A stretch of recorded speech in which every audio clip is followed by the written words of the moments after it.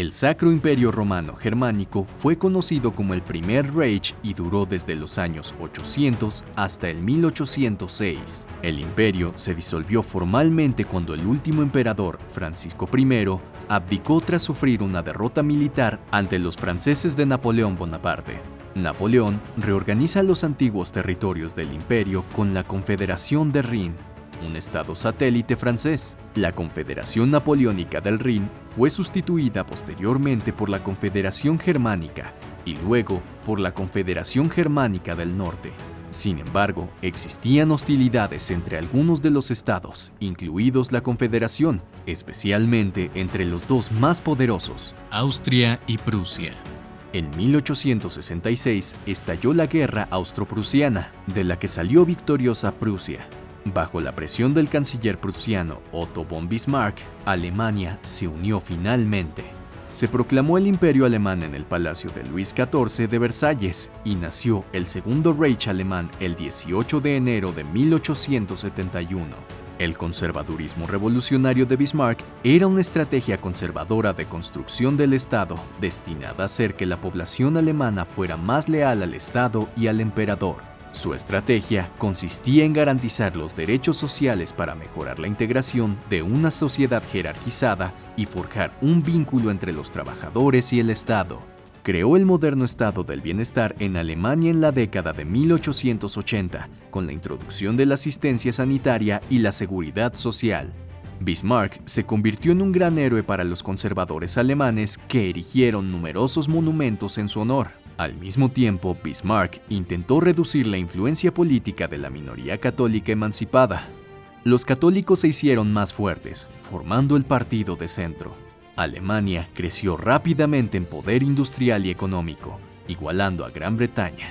Su ejército, muy profesional, era el mejor del mundo en aquella época, pero su armada nunca pudo alcanzar la Royal Navy británica.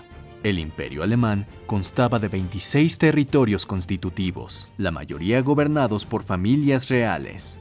En un imperio de 7 años, Dinamarca, la monarquía de los Habsburgo y Francia fueron derrotadas por las mismas tropas del Imperio Alemán. Prusia, que ocupaba más de 3/5 partes de la superficie de Alemania y tenía aproximadamente 3/5 partes de la población, siguió siendo la fuerza dominante del imperio hasta su final. En 1888, el joven y ambicioso Guillermo II asumió el trono del imperio. Demostró estar obsesionado con sus ambiciones coloniales e inició una rivalidad naval con Gran Bretaña, lo que provocó el creciente aislamiento de Alemania. El Kaiser promovió la colonización activa de África y Asia en aquellas zonas que no eran ya colonias de otras potencias europeas. Su historial fue notoriamente brutal y sentó las bases para el genocidio. En lo que se conoce como el primer genocidio del siglo XX, entre 1904 y 1907, el gobierno colonial alemán en el suroeste de África ordenó la aniquilación de los pueblos Herero y Namaqua como medida de castigo por una revuelta contra el dominio colonial alemán, matando a más de 100.000 personas. Guillermo II adoptó un enfoque principalmente unilateral en Europa, con el Imperio Austrohúngaro como un principal aliado, lo que llevó a una carrera armamentista con Gran Bretaña.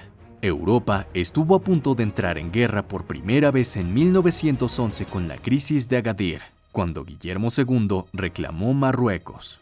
Esta crisis, que aumentó la reputación de Kaiser como pirómano irresponsable, se neutralizó sin que estallara la guerra. Pero el estallido solo se retrasó unos años.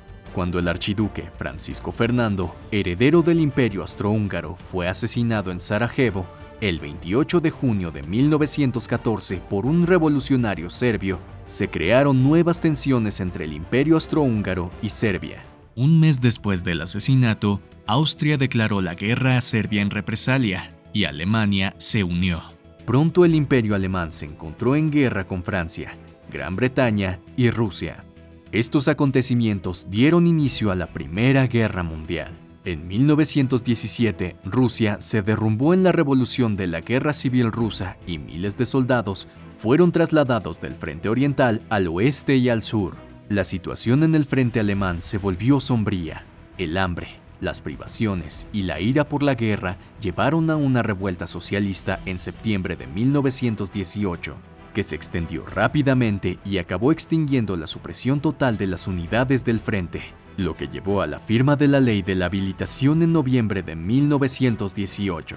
Tras 4 años de guerra en los que murieron aproximadamente 2 millones de soldados alemanes, un armisticio general puso fin a la lucha el 11 de noviembre y las tropas alemanas regresaron a casa.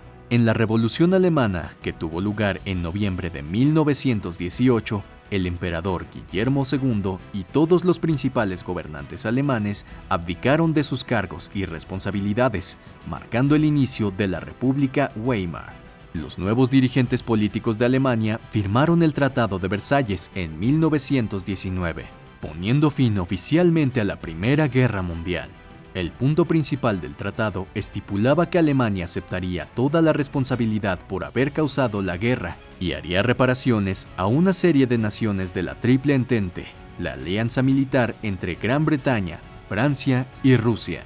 Así termina la historia del Segundo Reich. Sin embargo, esta no fue la última vez que Alemania intentó consolidar su imperio, ya que los acontecimientos de los siguientes años alcanzaron proporciones nunca vistas en el mundo.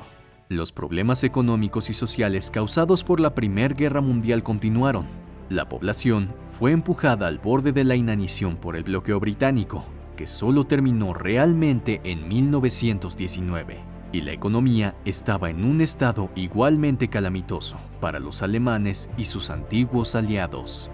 La desmovilización había creado una gran masa de hombres desempleados, lo que perjudicó a la economía urbana. El comercio con Estados Unidos y otros países neutrales comenzaba a recuperarse lentamente, y los países del este estaban en un caos casi constante. Esto dejó una república federal y una población devastada e insatisfecha, que tuvo que hacer frente a unos costes de reparación de posguerra de casi 270.000 millones de dólares. Toda esta ola de incertidumbre e insatisfacción acabó generando una fuerte necesidad de reafirmación patriótica por parte de los alemanes, lo que abrió brechas para el seguimiento de ideales extremistas e irracionales, todo lo cual condujo al surgimiento de Adolf Hitler y el partido nazi en 1920.